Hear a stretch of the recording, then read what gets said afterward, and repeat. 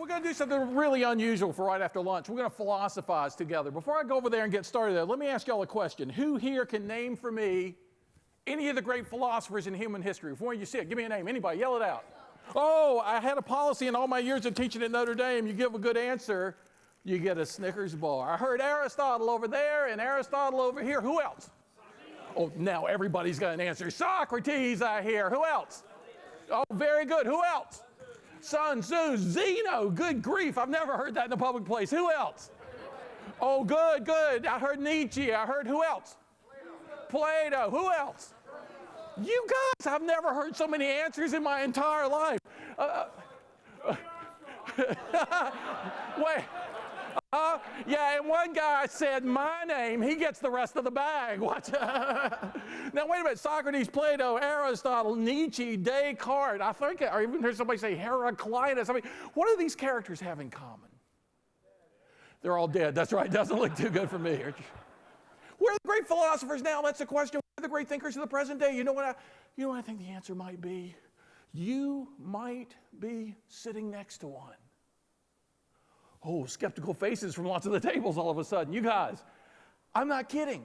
Ever since, the turn of the century, the change of the millennium, 11 years ago, I've been seeing stuff I've never seen before. They didn't prepare me for this in my 6 years of graduate school at Yale, my 15 years of teaching at Notre Dame. Nobody said, hey, at the turn of the century, the change of the millennium, all across America, in every walk of life, in every business, people are going to start turning into philosophers.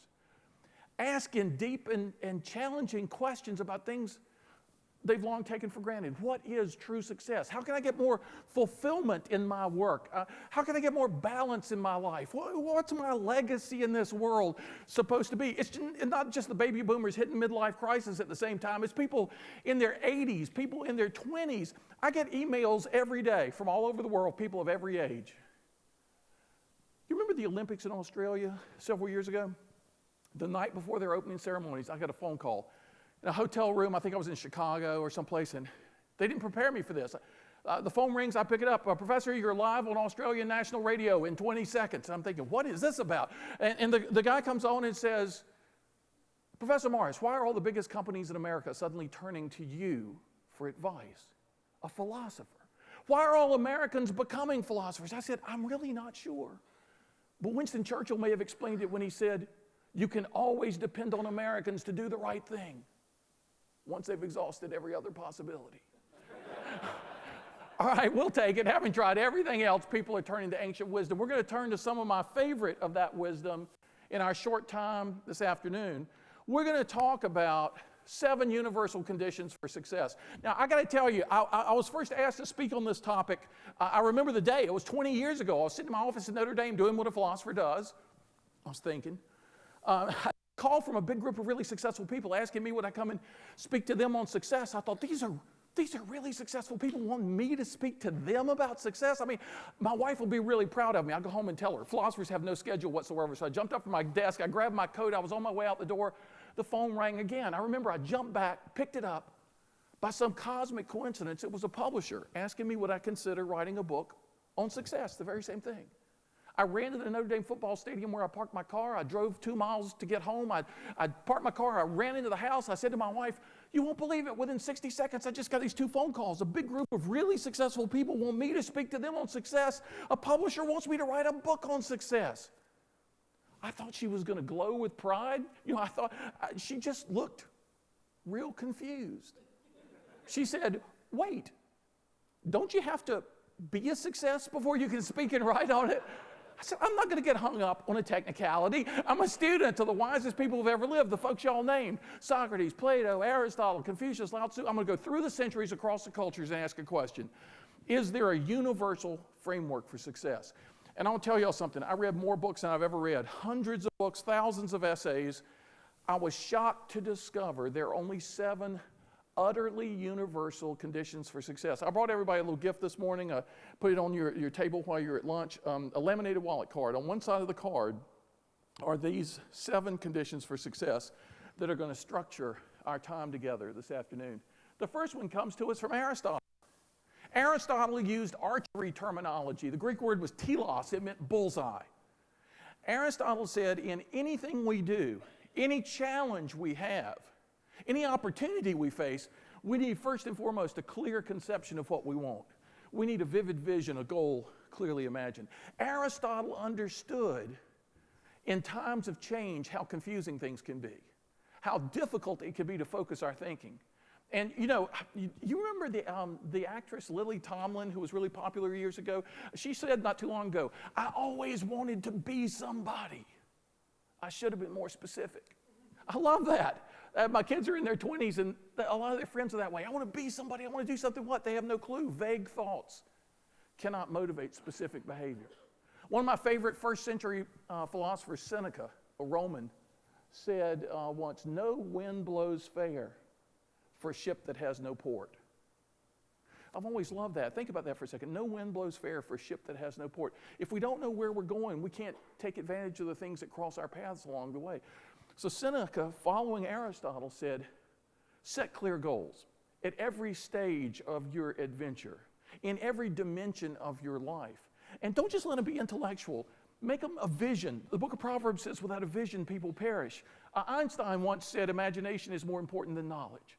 One of the biggest mistakes in the business world today is that we set our goals with the intellect, but not with the imagination. We got to root our goals in the fertile soil of the imagination to really draw on the deepest powers we have. I want to say something more about that in just a minute, but first I want to comment on this, because a couple of us were talking during lunch about great writers on topics of success and leadership. A lot of motivational speakers for about 100 years now have been saying how important it is for us to set goals, almost as if it doesn't matter what our goals are as long as we have some. The philosophers thought it mattered deeply what our goals are. So I decided to bring y'all today the greatest piece of advice ever given for powerful goal setting. It was first said by Thales, then by Socrates, then by Plato, then by Aristotle. It was so important, it was inscribed in marble on the holiest spot in ancient Greece, the oracle at Delphi. The Greek philosophers said, it doesn't matter what you face. It doesn't matter what you hope for. It doesn't matter what the challenge is that may confront you right now. Job one is always the same. Know thyself. Know thyself. Self-knowledge is the source for powerful goal setting. You wouldn't believe how many presidents of companies come to me on a regular basis saying something like, Tom, I don't know what's going on. We're reading the best practices literature, books like Built to Last and Good to Great and In Search of Excellence and The Discipline of Market Leaders and Execution. And they go through all these titles and say, we transplanted some of those ideas into our company and they didn't work. They transplanted, they didn't translate. They didn't filter through the grid of self-knowledge. Who are we? What is our strength? What is our position? Sometimes, great business books report on what's widely done. Sometimes the most powerful thing you can do is not what's widely done by others, by your competitors, for example, but what's right for you. What can make you distinctive? What can make you different? And you're not going to know that unless you know yourself. On an individual level, on an organizational level. Individual level, what do I love? What do I not like so much? What are my talents? What can I bring to this position? How can I take some initiative now? There's nothing more powerful than a team of people, all of whom are taking initiative based on their own understanding and knowledge and talents. It's incredible. Every exercise in goal setting should be an exercise in self-knowledge. Well, I decided if I brought you all that, I'd go ahead and bring you the second greatest piece of advice for powerful goal setting, but the second most important probably, but maybe more important now than it was in the ancient world. Not as widely understood as the importance of knowing yourself, but in times of change, I know Charlie talked a little bit this morning about using the image of a mountain. The philosopher said, do not allow what is very good to keep you from what is best. And the best illustration of what they had in mind is exactly that. The hills of Georgia here. I mean, imagine you're out in the woods on a hike, and let's say you've set it as your goal to get the highest point in the area. And so you and the group are going to get to the highest point in the area. You're the leader. From where you stand, Hill A is the highest point you can see, whether it's fog, whether it's perspective, whatever. You climb Hill A. You slip and you fall and you struggle, and finally you get up to the summit, from which vantage point you can now see for the first time the much higher Hill B. Now, let me ask y'all a question. When what's the first thing you're going to have to do? Let's say you're standing perched atop Hill A. What's the first thing you're going to have to do to get to Hill B? Anybody? Go downhill. And when you as leaders suggest this, what's everybody going to say? This is almost universal. What do you mean we got to go downhill? It took us a long time to get up here. This is very good. We can see a lot from Hill A. There's so many businesses, so many companies, so many divisions of businesses, so many families, so many individuals stuck on top of Hill A because nobody wants to go downhill. What does that metaphorically represent? Changing what you've most recently been doing, getting outside your comfort zone, adjusting to new realities that might be a little awkward feeling, that might be a little uncertain. But you know, and as you go down Hill A, look at this. This is kind of interesting too. If your goal is to get to the highest point in the area, and you're going down from Hill A, it looks like initially that you're going in the opposite direction from your true goal, right? You're getting lower in order to get higher. A hospital president once told me they switched computer systems. He said, I've never heard people complain so much in my whole life. And he said, I had to keep saying, look, we're going to have a downhill period for about 6 weeks, and you're going to be learning a lot of new stuff. A lot of stuff's going to be uncomfortable, but you're going to have power to do stuff you've never even dreamed of doing before. And he said a month or two later, people were coming to him and saying, man, you were right. We just had to hang in there during that discomfort phase. And wow, this is just, we did the right thing in making this changeover. People want to stay on Hill A. Tom Peters did a study of why very successful companies, namely the ones he profiled in his famous book, In Search of Excellence, why companies fail. Why great companies fail. And basically, he didn't put it like this, but his answer, once he did a ton of research, was everybody's stuck on Hill A and nobody wants to go downhill. Basically, we get comfortable with the first great success we've had. Don't let what's very good keep you from what is best. Be bold. Set new goals. One of the biggest mistakes on the part of highly successful people is that they stop setting stretch goals. They just enjoy Hill A. Don't let it be like that. Life is supposed to be a series of adventures. I was in the catbird seat at Notre Dame. I was there for 15 years, and I taught 2 days a week. 2 hours a day, and I had 12 teaching assistants to grade all my papers. I mean, I had a job. What kind of a job is that? I mean, and at a certain point, I realized there was a new adventure for me. Now, a new adventure doesn't necessarily mean, leaving a job. It could be doing your job in a different way. But the philosophers have convinced me nobody in this life is satisfied unless they're living a series of adventures, trying new things at work, trying new ways of leading, setting new kinds of goals. Don't let yourself ever be stopped by success, because that's supposed to be the base camp for your next ascent up the next highest hill. Now, and don't forget this. Ralph Waldo Emerson had a great image. He used to talk about it a lot. Our last public philosopher 150 years ago. Don't stay on the paths that everybody else is walking, Emerson said, because you'll never find the best game. He was speaking to hunters at the time. You'll never find the best game on the paths that are frequently trod. Make your own way, blaze your own trail. Let other people follow in your path. Y'all are doing that. I mean, my wife said, I was supposed to tell y'all today, as soon as I got started, she said, don't go very far until you tell them every flower, every shrub, every plant in all my yard is from the Wilmington, North Carolina Home Depot. So y'all's success means a lot to my family. Thanks a lot. Never fail to climb that next hill. I want y'all to continue to flourish, continue to succeed like my garden is at home. Keep me in business. Now, you might say, wait a minute, here's a philosopher. He's talking to us about success. That's something in the outer world, right? And so far, we're just talking about inner stuff. A clear conception of what we want, a vivid vision, imagination, self-knowledge, inner boldness. What's the relationship between the inner and the outer in this world? I was with a group of insurance executives down in Florida. My plane was late. The car service was getting me. I was going to be on to speak in 15 minutes. Never cut it that close before. I'm running into the hotel. 4 guys are coming off the golf course. You can tell by the way they're dressed. Professor, you got to come over here. I got to tell you something. The guy recognized me from a poster or something. I ran across the lobby, and he said, I know you're on in just a minute. I'll be quick. I got to tell you what just happened. I said, what do you mean? What just happened? He said, the 4 of us, he points to his friends, we got a pact amongst ourselves. Everywhere we go in the country for a meeting, we play a few holes of golf at the closest golf course before we go into the meeting room. This resort's got a great golf course, so we were out there early this morning because you're getting ready to start. We had to go out early. He said, this guy, he points to one of his friends. He was the first one up. Professor, he stretches every muscle in his body before he'll swing a golf club. We don't know is it yoga? What's he doing? Come on, man, take your swing. We got to go. He stepped up to the ball, Professor. This guy took his swing, and he completely, for the first time in 10 years, he completely missed the ball. The three of us just stared at him, and he looked back at us, and he said, "Whoa, tough course. Ain't that the human condition?" This guy said. I said, "Did this really happen?" He said, 10 minutes ago. And he said, and I said to him, "You nailed this is the human condition. Everybody is running around yelling tough course. What's the stock market going to do next? What in the world is going on with housing and building now?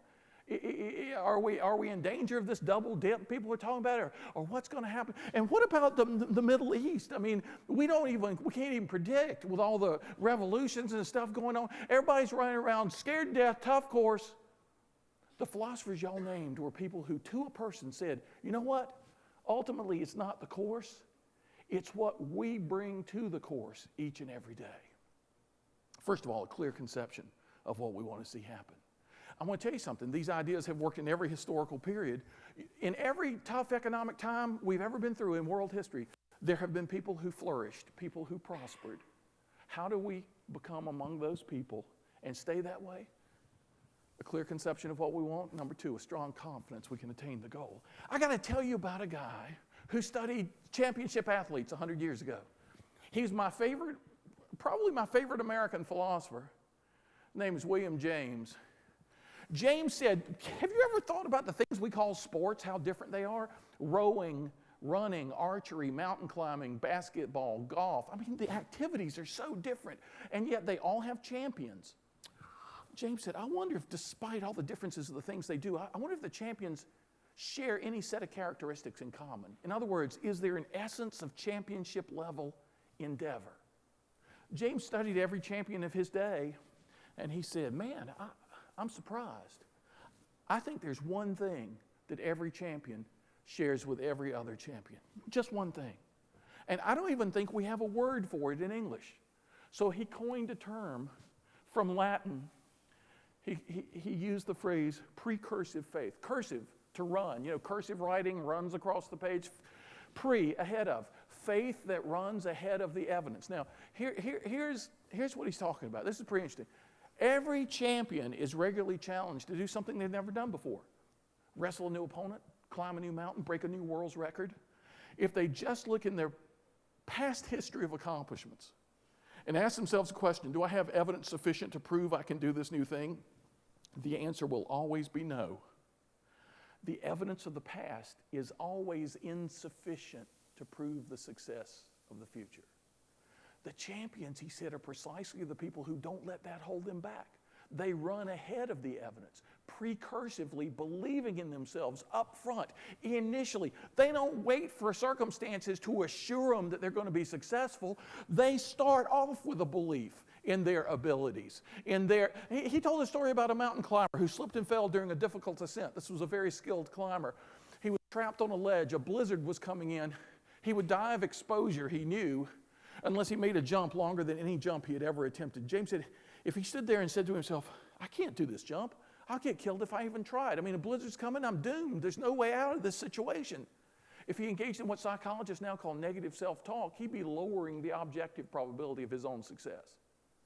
But if he engaged in precursive faith, he would turn it around. James said, if he stood there and said, this is what I've done all my legwork, this is what I've prepared for my whole career, I can make this jump, I can do this jump. In a famous essay, William James said, don't get me wrong, I'm not suggesting you can talk yourselves into jumping over this building. Obviously, we all have our limits. The exciting truth in this world, he said, is that we don't come near our limits. He told the story because the mountain climber used precursive faith, made the jump, and lived to tell the story.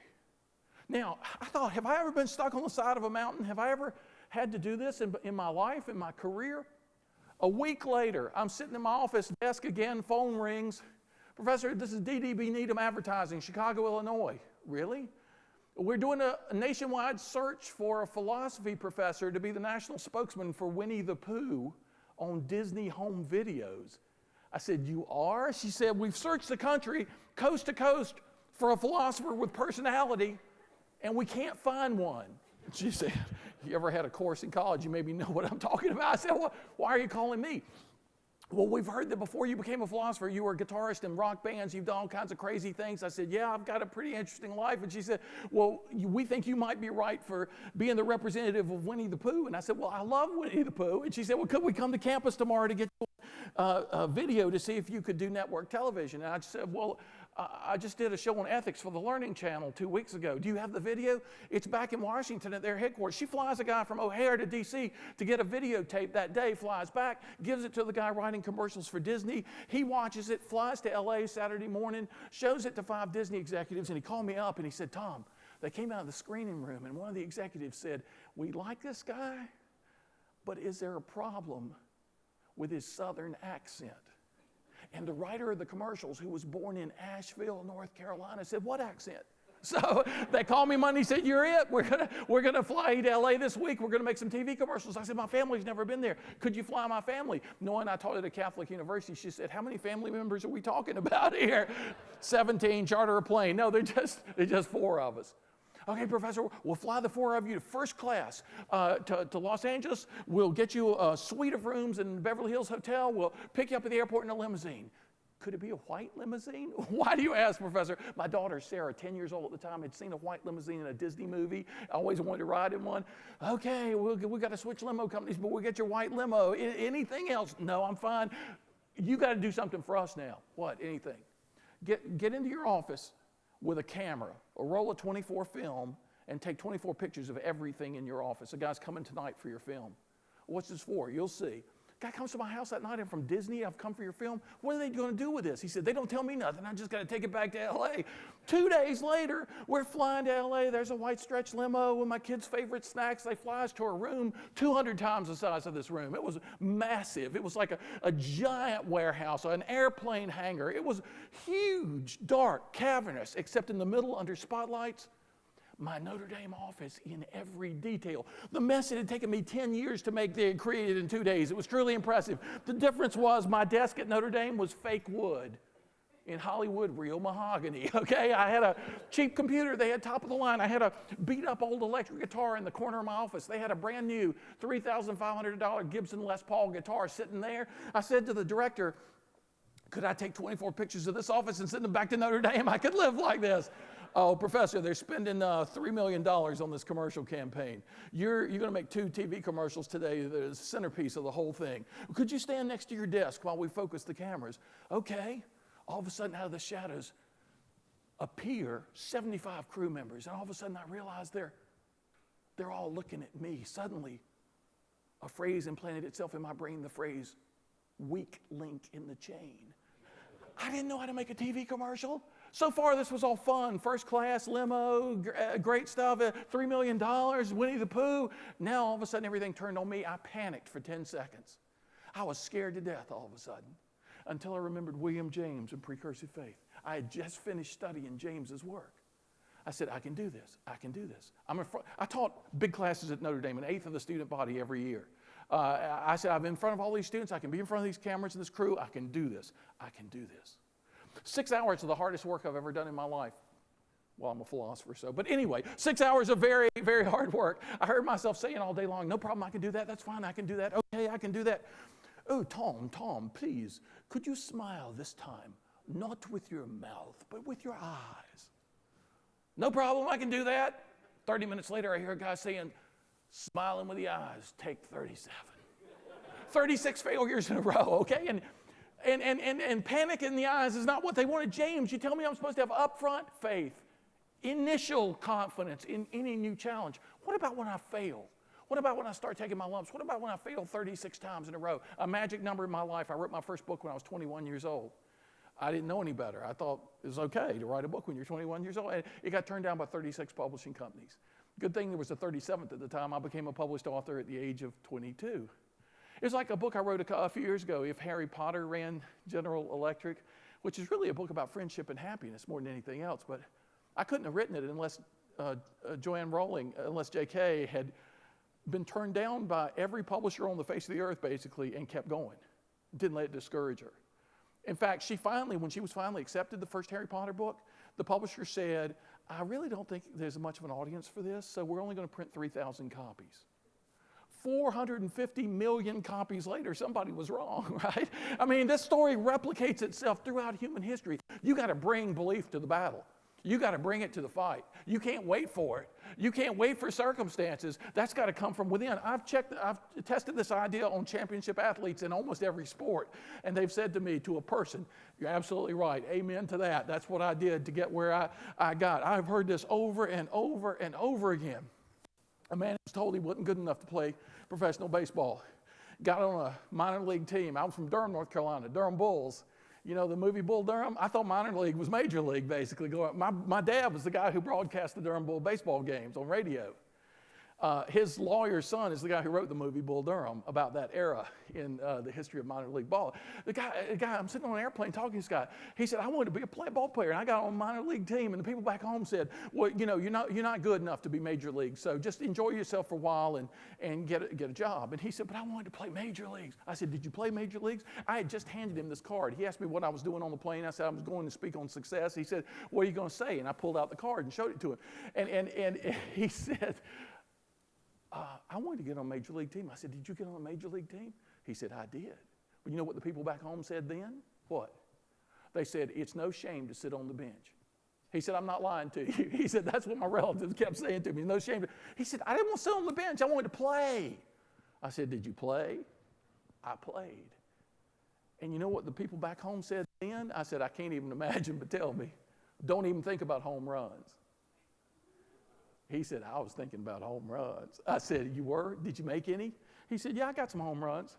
And you know how we are. How many did you get? 375.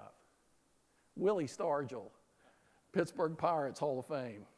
He looked at the card y'all are holding, and he said, man, you have nailed this. You have explained to me for the first time in my career how I became successful. Nobody's ever put it into words for me before. This card and this idea about confidence, you have nailed it. Now, you know, it's funny, that day in Disney, I came to realize we need two kinds of confidence. We need initial confidence, but we also need what I like to call resilient confidence. My son was there. He was with me, 8 years old at the time, big baseball fan. Him being there just reminded me of another 8-year-old kid holding a baseball in his left hand, a bat across his shoulder. He's out between the sidewalk and the curb right in front of his house. There are other kids playing around him, and he's not paying any attention to them. He's just saying, I'm the world's greatest baseball player. I'm the greatest baseball player in the world, over and over and over again, until he looks a little self-conscious. Walks down the driveway into his backyard where he thinks nobody can see him or hear him, and he says, I'm the world's greatest baseball player, throws the ball up and takes a swing like the golfer, totally misses the ball, picks it back up. I am the greatest baseball player, second swing, missed it again. Picks it back up, the greatest. It's me, the greatest baseball player. Throws it up and takes his third and biggest swing yet. Totally missed it again. At that point, the kid looks at the ball lying in the grass. 3 strikes. Wow, what a pitcher. Now that's resilient confidence.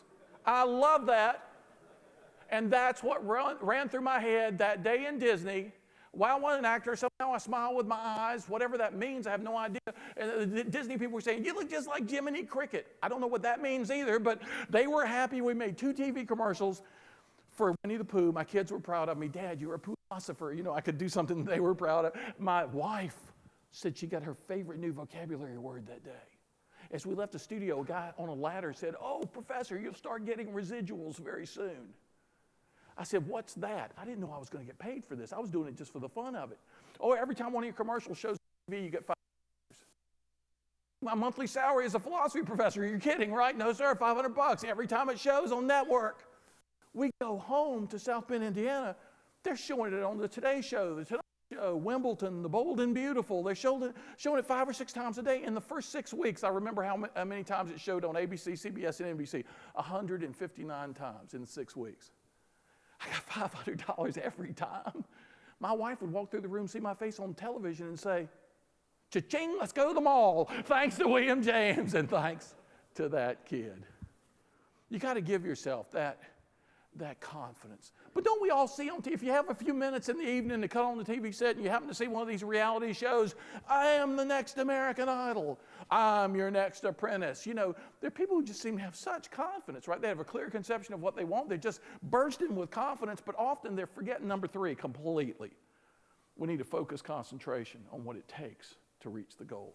There's this guy in the ancient world, before Socrates actually, his name was Zeno. He taught us that from any start point to any goal, there's a universally best strategy. It's as powerful as it is simple. And I love something that's simple, but will do so much. His strategy was this: divide, then conquer.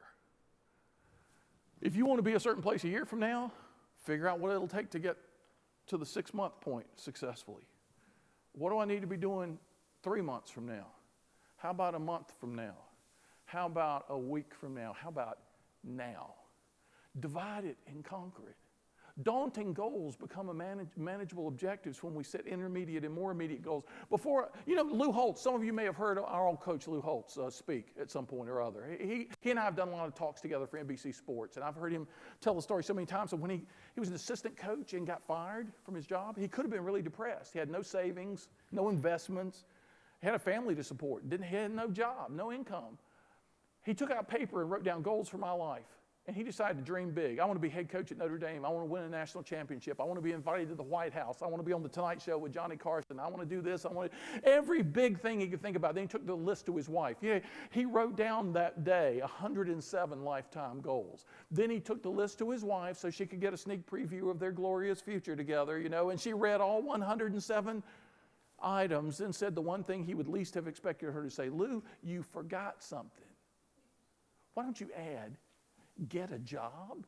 Don't be afraid to start small. An ancient Chinese proverb says great oaks grow from tiny acorns. Lou had to learn this wisdom and set intermediate goals and more immediate goals. And last time I talked to him, he'd had about 100 of those 107 goals come true in his life. Big things, major goals, but chipping away, dividing and conquering. My best friend in junior high school taught me this.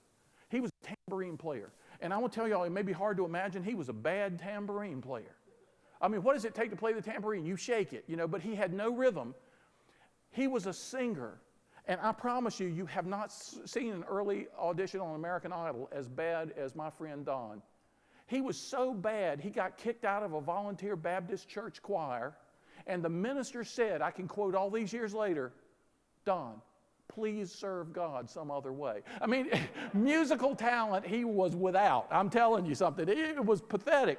But I was a guitar player, and he'd come to my house every day after school because I lived a couple of blocks from the junior high school we were at the time. And then high school after, he was always coming to my house. Tom, let's start a band. Do you want to start a band? Let's start a band together. Let's be great musicians together. He was pathetic, but he was my best friend. Don, let's talk about a band later. I'd plug in my guitar, he'd shake his tambourine. Let's just play something today. My parents would get out of the house as fast as they could every day after school. Let's start a band. Do you want to start a band? It was just driving me crazy. We go off to college. I go to Chapel Hill down the street. Nobody in my family had ever been to college. My parents didn't have any money to send me to college, but I got the Moorhead Scholarship. So I was down the street, 8 miles away for college. And Don went to Duke. He had some money, so he went to Duke University. And I don't know if we have any Duke people here, but his sophomore year, he did what every smart Duke student should do. He quit. As a Tar Heel, I'm required by law to say that. He did, though. He did. He said his sophomore year, I can't be a great musician in Durham, North Carolina. It doesn't happen here. I got to go to a music center. New York, LA, they're too far. Nashville, I'm going to Nashville. That's his intermediate goal. He's starting to divide and conquer, see. I got to get the money to get there. More immediate goal. He borrows money from all his friends for a one-way bus ticket to Nashville. He's going to go there and be great. He's got to get a cheap place to sleep. He figures out he can sleep in a used car, somebody's used car. For 6 weeks, he slept in a car. I better take some guitar lessons. I can't surf to fame and fortune on the tambourine. He takes guitar lessons. Maybe I need voice lessons. Yeah, talk about self-knowledge, knocking at somebody's door. Please, take some voice lessons. He takes voice lessons. He hangs out at the clubs where the good musicians hang out, hoping he can meet somebody. He gets a job as janitor in the Vanderbilt Computer Center at night so that during the day he can go to the music companies and show them songs he's writing. We're all thinking, this is ridiculous. He's not going to... But little things were adding up. 2 years later, I'm all up in New Haven, Connecticut at graduate school. I get a phone call from a mutual friend. Tom, listen to this.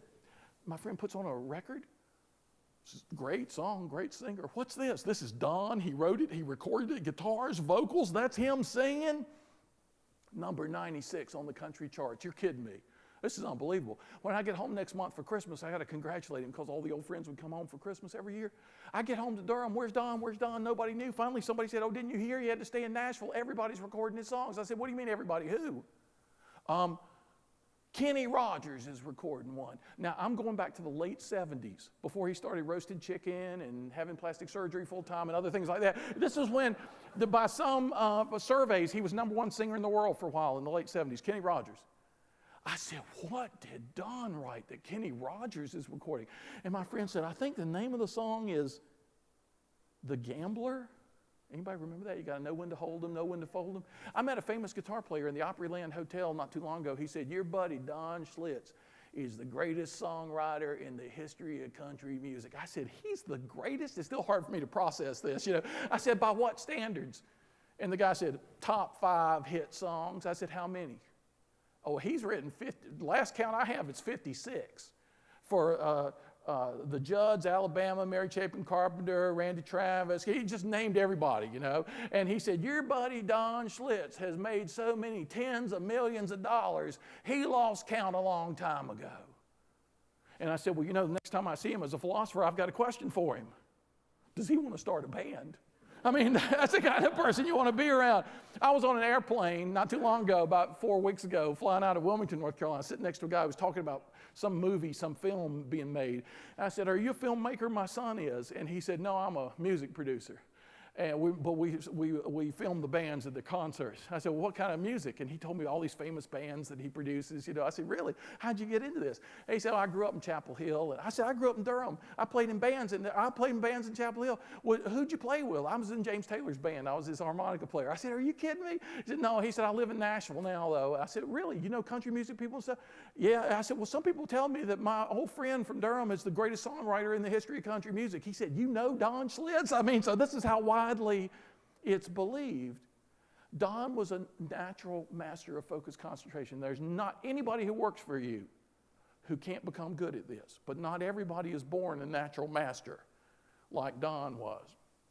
The philosophers have taught me 2 things. Y'all wouldn't be here unless you were really good at this. But we can always get better the more we understand how it works. And secondly, you have to be a teacher. As a leader, you have to be a teacher. Never be afraid to show people how to divide and conquer. Never assume they're going to know how to do this. It's a talent that a skill everyone can develop, but not everybody has it today in equal measure. They can all grow, though, and that can mean they make things happen in small things as well as big things. Condition number 4 says, following on that, in small things as well as big things, we need a stubborn consistency in pursuing our vision, a determined persistence. Look at that word, consistency. It comes from 2 Latin root words. We keep coming back to Latin for some reason, you know, like William James and Precursive faith.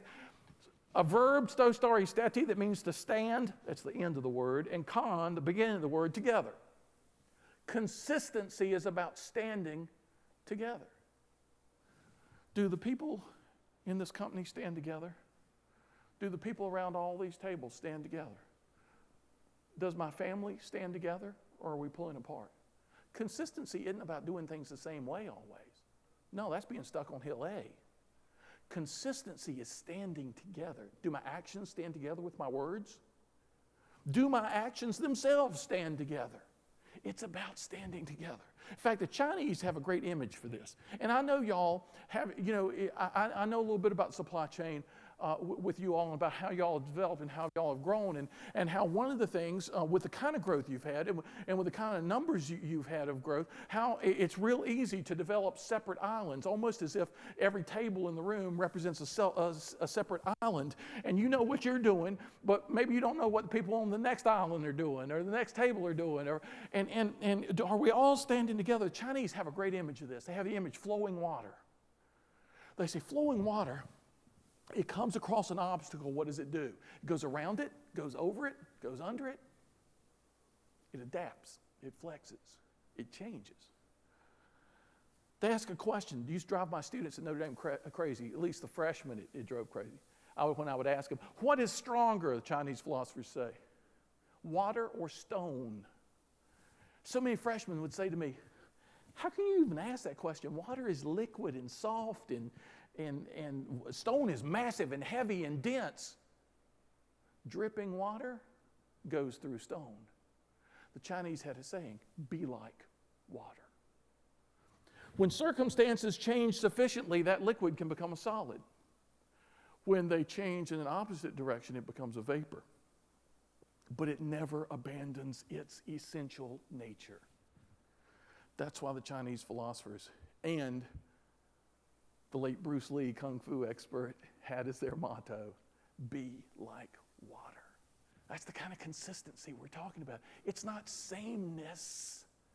It's harmony with your highest goals and your deepest values, and adaptive flexibility so that as circumstances change, you remain consistent with what you believe and what you value and what you seek.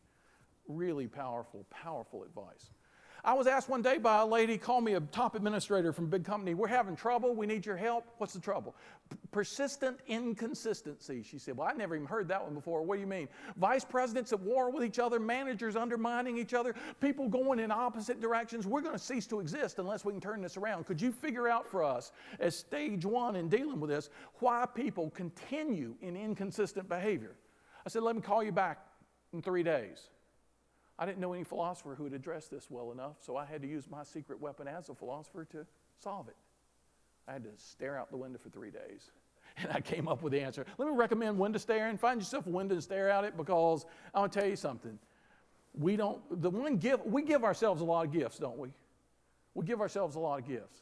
There's that truck you've been looking at for a long time, and by golly, you're going to have it, or you want a vacation in that certain place in the mountains, and by golly, you're going to. The one thing we never give ourselves the way we ought to is time. Time to think. Otherwise, we're chasing the wrong things, right? I mean, we need time to think. I spent 3 days just thinking about this question, and I came up with the answer. Very simple. There are 3 possible causes of persistent inconsistency. Number 1, cause in our time, simple ignorance. People acting inconsistently with their own goals, values, strategic objectives, agreements. It's amazing. People run into the edge of the cliff and they're not slowing down because they don't see it coming. They're not aware that what they're doing is inconsistent. McNamara said about the Vietnam War, our biggest problem in Vietnam was failure to think through the consequences of our decisions. That wasn't the last time that's happened, right? I mean, over and over through human history, people failing to think through the consequences. You want to read a good book, a cautionary tale about success? Read Mary Shelley's little short novel, Frankenstein, believe it or not. Dr. Victor Frankenstein was a brilliant man with clear goals, but he failed to think through the consequences of what he was doing. And he created a monster let loose on the world. Kind of a mirror of our financial problems in the last 5 years, really something. This company, they knew what was going on. This wasn't their diagnosis. What else could it possibly be? Well, diagnosis number 2, the second most common cause in our time of persistent inconsistency, is this. I directed seminars for the National Endowment for the Humanities, 8 summers at Notre Dame. They bring the best school teachers in America to live with me for a month. I would be their only professor. They would be my only students. Illinois Teacher of the Year. South Carolina Teacher of the Year. This guy lives right outside Atlanta who was one of my favorite people in these seminars. They come year after year, and they tell me stories about the classrooms of America that were amazing. One 7th grade teacher told me about a 7th grade class of unruly underachievers. She said the teacher finally got sick of it one day, walked in the classroom, didn't say a word, walked straight to the blackboard, took chalk out, and wrote these 2 words in big letters across the board, called on the ringleader in the class, Bob, what's the difference between ignorance and indifference? And she said, Bob actually said, I don't know and I don't care. Absolutely right, Bob, she said. See what you can do when you set your mind to it. Ignorance is, I don't know. Indifference, I don't care. Any teacher can deal with the I don't know. We provide information. The I don't care is so much harder to reach. There's a solution. But these people talking to me about it, the business talking to me, they didn't need the solution to this problem because that wasn't their problem. People were worried in their organization at every level. They weren't indifferent. They weren't apathetic. So if they weren't ignorant of what was going on, and if they weren't indifferent about it, why was it still going on? Number 3. Nailed it for these folks. Inertia. In physics, y'all know the law of inertia, an object at rest tends to stay at rest, an object in motion tends to stay in motion. In human life, the weight of habit, we're stuck in a rut and can't crawl out. Or reverse the vertical metaphor, we're stuck on hill A and nobody wants to go downhill. Inertia. 2 vice presidents, something happened between them 6 years ago that should never have happened in the first place. But out of habit, it was perpetrated through time. Just perpetuated the whole mess. Things that were perfectly good 3 or 4 years ago, but circumstances had changed. But practices didn't because habit, inertia ruled. Boy, some of the latest neuroscience done on the brain and the structure of the brain, it's really incredible how powerful habit is. Neuroscientists are learning the powerful role of habit in making life work. The problem is, since all habit is powerful, bad habits can be real hard to change. And sometimes good habits become bad habits as circumstances change. And we have to learn how. Well, in fact, some people say habit's the second strongest natural power in human life. It's a good thing it's a stronger natural power. We'd never be able to do anything about changing habit. And what's that power? It's the one Einstein discovered when he said, and I quoted him right at the start today, imagination is more important than knowledge. The power of the imagination. You want to talk somebody out of a habitual behavior, you try to reason them out of it, water off a duck's back. You ever tried to talk somebody out of something they were doing wrong? Won't work. You got to get their emotions in gear. And you know what the doorway to the emotions is?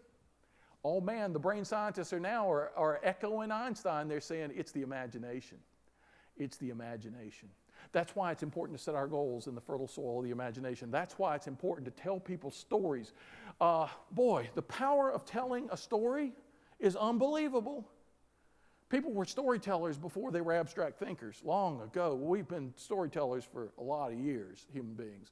And so if you want to get people out of the ruts of habit, tell them a powerful story. Get their imagination on fire. And the imagination, medieval philosophers, that long ago, said the imagination engages the emotions, and in this world, it's the emotions that move the will. If you want to change somebody's behavior, you've got to get their emotions in gear. Do it through the imagination. Once this company understood this, they turned it around within 2 years. Their president was an international spokesman for how to do things right in their industry, but they couldn't defeat it until they could identify it. It was the power of inertia. Never let it hold you back. Never let it keep you on hill A. Be open to new things. I was talking 2 days ago to my favorite philosopher in the country. He works with me in my Institute for Human Values. I'm getting ready to give a talk tomorrow on a subject I've never spoken on, balance in life. And I was telling him the ideas I was going to talk about. He said, Tom, this is powerful stuff.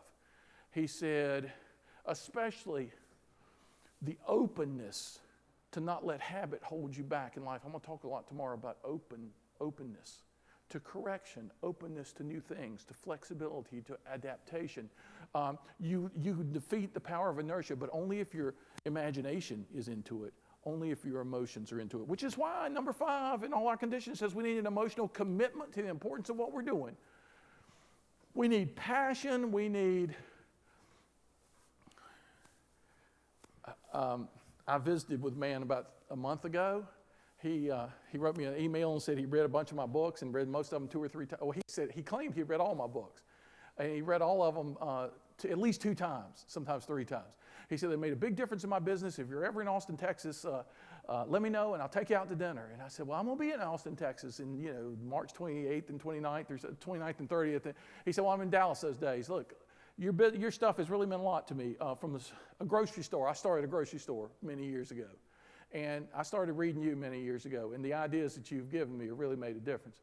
And I wrote him back, well, what's your business? Whole Foods, the grocery store Whole Foods. The founder, John Mackey, founder and CEO of Whole Foods. And he said, if you can fly in a day early, you can stay at my house and I'll cook dinner for you and all this. And I thought, I want to see what's in the refrigerator of the CEO of Whole Foods. So I spent the night at John Mackey's house and so he's cooking dinner and when he's talking about almost anything, he's like so calm. This guy is so calm. He's like the Buddha of food, he's just meditative. His wife is a top yoga practitioner, and he just exudes peacefulness until you get him talking about business. Then you think you're going to see his hair catch on fire. This guy is so passionate about business, it's almost like sparks are flying out of his head. Anytime you talk about business, it's just great to watch. He's got the emotional commitment. He's got the passion. In fact, his first little grocery store, it flooded. All the merchandise was lost. He thought the insurance wouldn't cover it. He only had a few people working for him. And he said, Tom, I thought we were done for, except my people had caught my passion. And so they didn't even let the evidence even register. They said, we're going to make this work. And he said that was the beginning of what's now 60,000 people, work at Whole Foods store, over 300 stores over the country. Passion. I learned this from the Notre Dame football team in the strangest way. All of a sudden one year at Notre Dame, I got this huge teaching award, the most important teaching award they give out. And it was the last one Father Hesburgh gave before he retired. I got his last teaching award. I remember that evening in front of the whole Notre Dame faculty, I said, Father Ted, I hear that when you hired me, you said Tom Morris is the last guy I'll ever give a teaching award to, and it came true tonight. Thank you very much. And he was surprised. I was surprised. Not as surprised as I was 2 months later, August, when the new academic year started up. I looked around the room, watched the students. I'd always get to class early to watch them walk in the first day of class. More big freshmen than I'd ever seen in my life. 17-year-old kids walking into philosophy class, 6 feet 8 inches tall, 285 pounds. I called the athletic department for the first time in my career. How many varsity athletes do I have in Philosophy 101? I'd never had more than 8 or 9 in a class of 300 or 400 students. Oh, professor, you have... what was the number? You have 55 varsity athletes in Philosophy 101 to submit. Wait, do I suddenly have a reputation I do not want to have? Oh, no, professor, we don't put our athletes in easy classes at Notre Dame. We have a very different policy. What's your policy? We put as many of our athletes as possible in classes with professors who've won teaching awards, hoping that you guys will get them as excited about their academics as they are about their athletics. And you know what I said? I'm proud to be at a place that works like that. Give me all your athletes and I'll turn them into philosophers. Well, let me tell you what I learned real fast. 3 exams, 5 essay papers. On the first exam, we always had some Fs. Remember the old scoring in college? 0 to 100, 60 or below, failure, F. I'd always had, 6, 7, 8, 9, maybe even 10 Fs in a big class. That semester, on the first exam, 48 Fs. Now, let me just tell you about the freshman football team. Of the 31 freshman football players, I had 29 in that class. Of the 29, 26 failed my first exam with scores I had never witnessed in all my years of teaching. They were making total exam scores of 7, 9, 13, 21. I said, these are jersey numbers, not exam scores. I mean, one guy worked for an hour and made a 0. I had never seen that in my entire career. I said, now I can't lose this many people, but I can't change my standards. Philosophy is what it is. I mean, I lecture Monday, Wednesday, I have discussion groups on Friday with teaching assistants. I know Thursday I'll give a review session for anybody making below a C, athlete or non-athlete. I'll call it the Below Sea Level Club. Come keep your head above water. Come on Thursdays. When are you going to offer it? Well, maybe Thursday afternoon. Well, they all play. Every Thursday afternoon every afternoon is practice. For every day, they practice from 4 till 8 p.m., then they eat dinner. So if you want the football players to come, you got to do it at 9 o'clock at night. I wanted to be with my family at 9 o'clock at night, but I was committed to these kids. So I dragged my carcass back to campus. The first Thursday night, 100 students came to review session. All the coaches came. Of all the sports represented in my class whose students had made below a C, every coach was there, lining the walls, standing up, making sure their players were there. All the football coaches, all the basketball coaches, all the hockey coaches. The tennis coaches didn't have to come for some reason. They had done fine on the first exam, but everybody else, it was really amazing. Second Thursday, there were the coaches. Third Thursday, there were the coaches. Halfway during the football season that year, you could walk down the sidelines at Notre Dame Stadium and overhear the defensive backfield coach say something like, well, St. Thomas Aquinas said. I mean, these guys were learning philosophy. Second exam, nobody failed. People who were making single digits all of a sudden were making C minuses.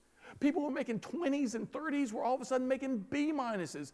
Even the guy who made the 0 pulled himself all the way up to a completely legitimate D. I had never been proud of a D before, but he convinced me D is for defense, so I should get used to it. Was F for football? I was starting to wonder. It took me half the semester to convince him F was not for philosophy. Knock on my door a week later. I'm an investigative reporter, professor, from the Chicago Tribune, and I hear you got all the freshman football players in your big class. Well, I've got, most of them, 29 of them. I hear they all failed your first exam. Well, 26 did, and Now I hear they're all of a sudden doing much better. Oh, they're making B's and C's, greatest come from behind in the history of Notre Dame football, never reported by Sports Illustrated. I'm so proud of these kids. Could I have a look at that second exam, please? Oh, he thought, scandal brewing. The professor was doing his part for the program. Maybe on the second exam, he's going to see philosophical questions like discuss the nature of the good in the phrase good tackle. Maybe I'm making it relevant. He reads the first two questions. Give two versions of St. Anselm's ontological argument for the existence of God. Present three of David Hume's critiques of the teleological argument. Football players can read these questions. He said they can nail the answers, I told him. These are the future philosophers of the NFL. If on Super Bowl Sunday any day in the future you see anybody in the huddle in the thinker pose, they've been in my class. How do you teach them stuff like this? I asked the offensive center, how'd you guys turn it around? He said, Professor, it was you. I didn't make it easy. No. You came Thursday night when you didn't have to. You showed us you cared about us, that you were committed to us. Professor, that was contagious. We started caring about you and what you were trying to do. That's all it took. People are attracted to people who care. If you show up on your version of Thursday night, whatever that metaphorically means, you go that extra mile. You show a commitment. That's too rare in our world these days. People like iron filings to a magnet, like moths to a flame. People want to get close to that. People want to be a part of that kind of energy. People want to be passionate about what they're doing. You give them that, you turn it around. This group of students, they ended up doing, everybody passed the philosophy course. Everybody ended up doing great throughout their 4 years. And then, in fact, that's the first group I ever spoke to on the 7 C's of Success, Thursday night review session. At the end of the semester, fall semester, I hope that they would use these principles in their classroom experience at Notre Dame. I didn't know they were going to use them in their athletic endeavors. But just to mention the football players, the very next season, they were the sophomore core of the team that won the national championship of 1988. Chris Zorich, who went to the Chicago Bears and then became a lawyer. Ricky Waters, who set a record in his day of Super Bowl touchdowns. Great players. And then to see people from other years, see the bus, Jerome slip on his Super Bowl ring. These guys know Plato. These guys know Aristotle. And people say, yeah, but I'm not working with Super Bowl champions of the future every day. Every day's work is about like every other day. And the emotional fireworks are not going off all the time. Let me share with you a really important cosmic principle. I call it the dual significance principle. It says every job productive of any good can be given a trivial description or a noble description. Ultimate motivation requires that we have in our own minds really the noblest possible conception of what we're doing. Help the people around you know how you are helping the families like mine in this country. You are impacting so many people's lives, so many families' lives, so many communities' lives. You are making such a difference that, the daily grind can make people who work for you forget this, right? Because they know they got to do this, they got to do that, the urgency of the immediate, the immediacy of the urgent, and yet make sure people know the big picture. Y'all make a difference for people. Y'all make a difference in the quality of their lives. Never let people forget that, because you know what? Now psychologists are rediscovering the importance of what they call intrinsic motivation. You've known this for a long time. Money only motivates so far, right? But when people really believe in what they're doing, when they know the nobility of what they're doing, when they have a vision for what they're doing, man, you can't stop them. You cannot stop them.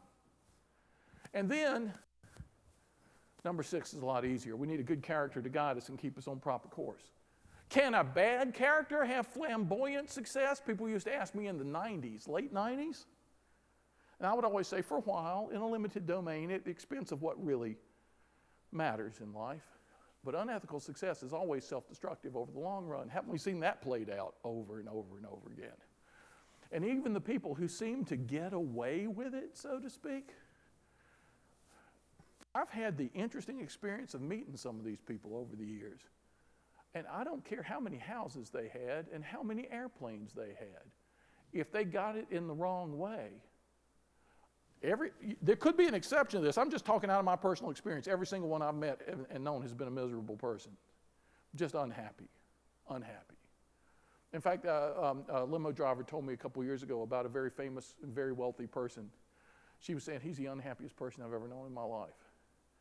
And if you don't get it the right way, it's not going to have the right impact in your life. Ethical success is the only kind of sustainable success. In fact, I wanted to share with y'all today what Aristotle discovered. He asked the question, what holds the world together? You know, he said salesmanship. Really? The Greek word was rhetoric. You know what it meant? The ability to convince another person to enter into a joint project that's of mutual benefit. That describes everything we do with everybody who works with us, basically, right? We're trying to persuade them so that we're not having to pull a car out of the mud all the time, or push it out. We want to persuade people to enter into a joint project that's of mutual benefit. Aristotle, I got to figure out what that takes on a world-class level. He didn't do anything small. He said logos, pathos, ethos. Greek words transliterated into English letters here because it's interesting. From what logos, we get logic from that. If you want to be persuasive, know what you're talking about. Think through the logical implications of what you're trying to convince another person to do. Be a master of information. Then you come across as authoritative, credible, persuasive. My dad in his real estate career, master of logos. Everybody thought, boy, this is coming. When he made a recommendation to a customer, a client, they say, this is coming from a guy who really knows what he's talking about. He wasn't a show-off with his knowledge. He just had the answers for people. So they trusted him. They found him very, very persuasive. Number 2, pathos, passion, Greek word for passion. You know what? It's what we were just talking about, that emotional commitment. You know what my dad said to me, something really interesting when I was growing up. He said, the people I work with, if I don't get to know them as people on an emotional level, I can't do great things with them. But if I get to know their loves and fears and hopes and dreams, if I get to know them emotionally, man, try to stop us then. We can do great things together. When my dad made a recommendation, people didn't just say to themselves, this is coming from a guy who knows what he's talking about. They said, this is coming from a guy who understands me. Very important to being persuasive. Number 3, ethos, from which we get ethics. Didn't mean rules, meant character. That was a Greek word for character. People are persuaded by people they trust, Aristotle said. If you do everything with solid character, man, that inspires loyalty, that inspires people who are going to be open to your ideas, are going to want to follow your lead. You know what? Aristotle didn't make this up. You know, my dad, I learned this from my dad too. He had such an ethical business. People just flocked to his business, to his real estate business. It was really amazing to see. And I learned from my dad. Did you know that Socrates had a kid follow him around all the time whose name was Plato? Plato had a young man hang out with him every day whose name was Aristotle. Wait, Socrates taught Plato? Plato taught Aristotle? Yep. Aristotle taught somebody pretty important too. Alexander the Great. When he was just Alexander the Average, when he was like 13 years old, but he became great through association with greatness. Some of the best philosophers have said, right now, don't forget in your life, we're often asked to be mentors to young people, but guess what? We need to apprentice ourselves to older folks and let them be our mentors too. We never get too old to learn from others who are a little farther down the road. A 54-year-old woman I knew at Notre Dame said, I always have one friend who's much older, one friend who's much younger. The older one shows me the path forward. The younger one gives me the energy to get there. I love that. Apprentice yourself to wise people, then you'll have it to pass on to others. Then you'll make your ethical impact, which is the foundation for sustainable success. And it allows us, number 7, a capacity to enjoy the process along the way. I'm not talking about enjoying everything every day. We have tough things we have to do. We have tough days we have to confront. But if we have a capacity to enjoy what can be enjoyed, and so look, some things are too tough. You can't enjoy them. I think things are divided into 2 categories in this world. The things you can enjoy and the things you can learn from. If something's so tough you can't enjoy it, you can learn from it. And guess what? Later on, you can enjoy having learned. So this is a comprehensive thing. But Tom, it's a roller coaster, it's a steamroller, it's a minefield, and we never know what's going to happen next.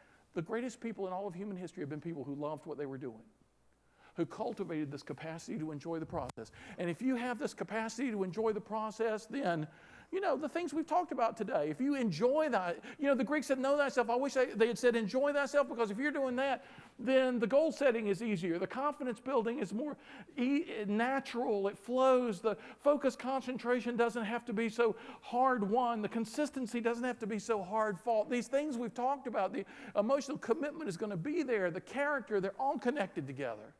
which is why I brought you all the cards, so that you could remind yourself of the sweep of ideas we've talked about today.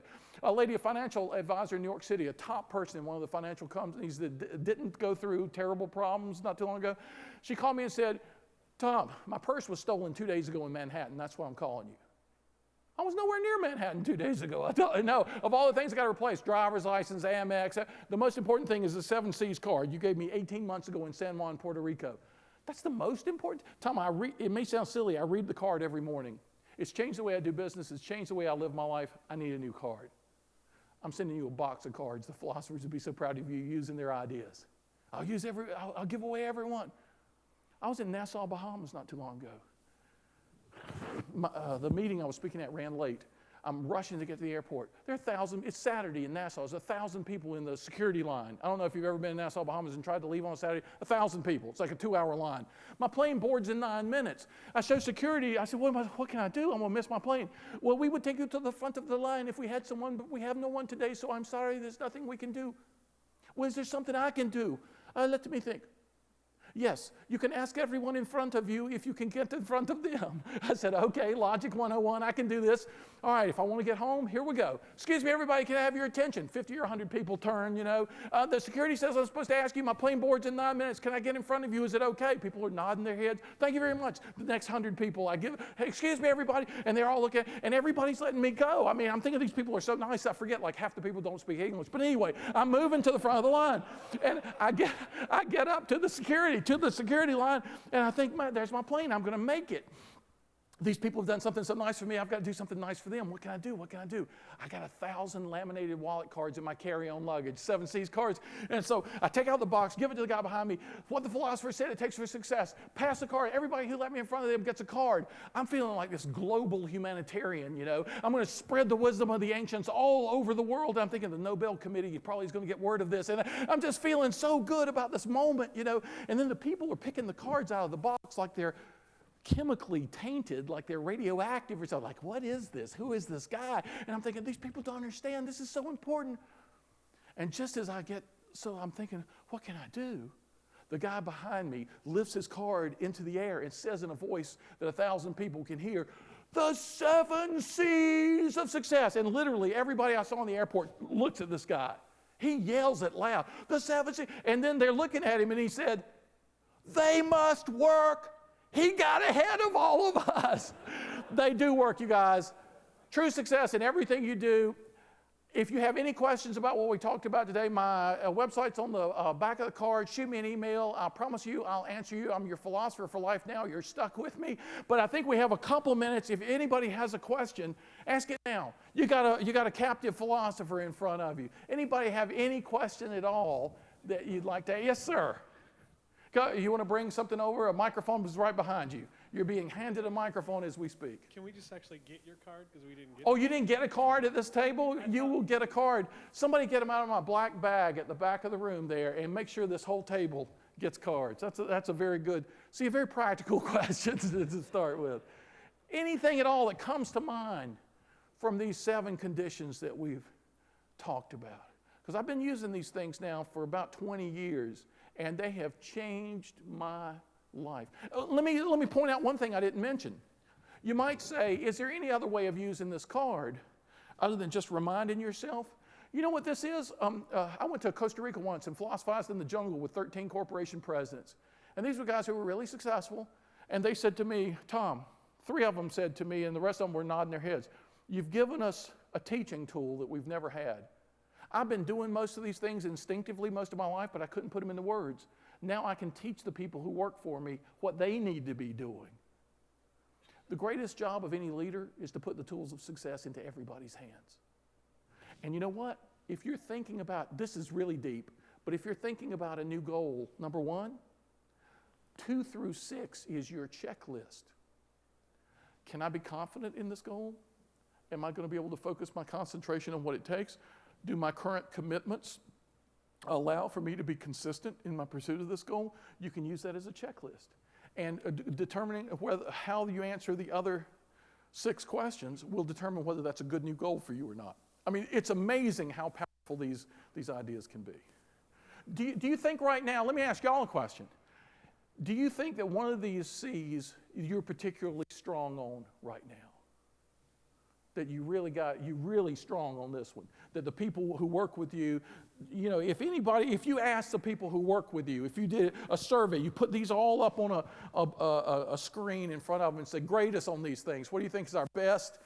Let's do grade number 1, the strongest one, number 2, the second strongest, number 3. So which of the 7 C's right now do you think people would say you really got it going? What's that? Number 5? An emotional commitment to the importance of what you're doing? See, that's good, because that means if I ask you the flip question, what's the weakest link in the chain? What's the one of these 7 that in your sphere of influence you most have to work on? You've already got the fire to be able to do something about it, the passion, the commitment to be able to do something about it. People who lack number 5 have a hard time correcting any of the others, because a lot of people are just not going to care. But if you've got that commitment, you can change anything. You can upgrade anything. Is there any of the ones that you've seen people struggle with? Number 7. That's probably the most common answer I hear. Number 7, the capacity to enjoy. Why? Tough course. Everybody's yelling tough course, right? How am I supposed to enjoy it when it's pressure, stress? In every industry in America, it's do more with less. We're vulnerable to the external circumstances we can do nothing about. The Stoic philosophers, Seneca, Epictetus, Marcus Aurelius, they said some interesting things. They said, don't worry about the things you have no control over. Focus on the things you do have some control over. And the more you do that, the more you will expand that area broader and broader and broader. So if you focus on the things you can do something about, you will actually move those boundaries outward. You'll be able to do something about more and more things, rather than just worrying about the things you can't do anything about. And then that'll give you space to enjoy the process, because nobody enjoys anything more than people who enjoy succeeding. Feeling themselves make things happen in the sphere of influence they do have, the sphere of control they do have. I see people all the time. I started getting serious in the gym about last August. I started bench pressing for the first time in my life. And I saw an old guy my age, I'm 59, I saw a guy put on 35 pounds on a 15-pound bar, Smith machine, that has the grooves in it. So I thought, well, maybe that's where I ought to start. So I put on 35 pounds, 70 pounds. Well, that was pretty easy. So next time I came out, I put on 45 pounds. And I did it. I said, well, that's pretty easy. I'm going to try. And I was using the 7 C's. Every time I set my goal, and I was using the confidence, I was focusing on my confidence, and 2 months later, I was doing 265. 265 pounds, I started with 70 pounds. Now, I don't know where the limit is, but once I started feeling that, it renewed my sense I can do anything in my life. If you're making progress in one area of your life, Bertrand Russell, a great 20th century philosopher, said, if you're making progress in any area of your life, however small, that will give you a new optimism about all the other areas in your life. So if you see somebody struggling in your family, at work, with one thing, help them succeed at something else. They'll transfer over. Pretty interesting. Any other question of any kind whatsoever? Got 1 more minute. Otherwise, you're going to have to email me this stuff. I'll email you back, but now's your chance to ask anything. I love to be surprised. You want to mull these things over? I plan on getting some emails from you guys now. People ask me why I answer so many emails every day. When I left my room, my box had 113 new emails in it. If I just read the great philosophers of the past, but didn't read about what you guys are going through right now, I'd only have half the formula. Y'all help me be a better philosopher by letting me know what you face and what you struggle with and what you've seen work. So please, give the 7 C's a try. Spread the news to a son or daughter or a family member or a colleague, a coworker, an employee, and then let me know what happens. Let me know what happens. Because when I say I'm your philosopher for life now, you didn't know you were going to need one. I'm your personal philosopher. You have a personal trainer. Even if you don't, you got a personal philosopher. So let me know any problems you have at all. And, I'm not a Mr. Fix-It in every possible way. I'm pretty good. But when it comes to ideas, I can fix you up. Thanks for having me as your philosopher. You guys are great. Thanks a lot. I appreciate it.